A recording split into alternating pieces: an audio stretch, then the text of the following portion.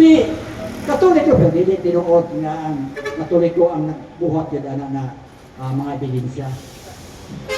So, dili mga historian yun. Historian. Basta mga ison, kung mangita tao husto o tinuod na simbahan, mangita kita o kinsa o unsang simbahan na ang tinuod nga gitukod ni Jesucristo. Kaya daghan kayo nga ang kunron.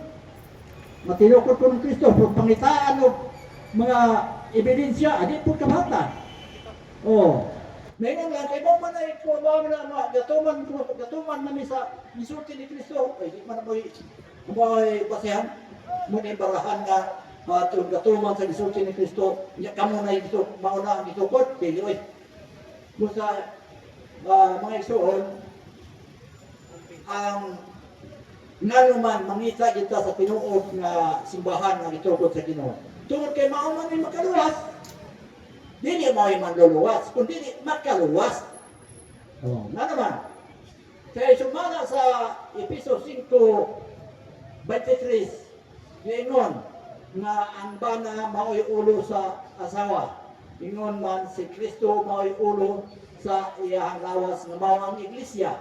O mismo si Kristo mao'y manluluwas sa iyang lawas. O, manluluwas si Kristo po sa ang iglesia, makaluwas. Katong iglesia, nakitukod ni Kristo.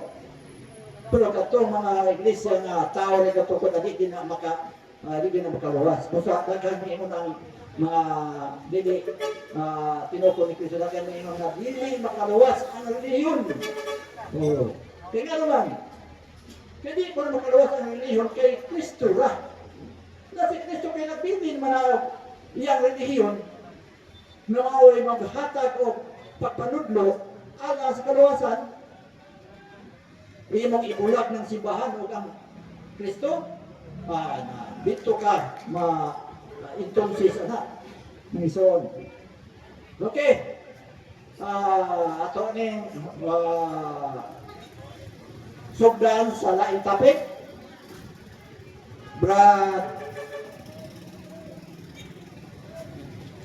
Brad Billy. Oh. Oh, Guess what? DR.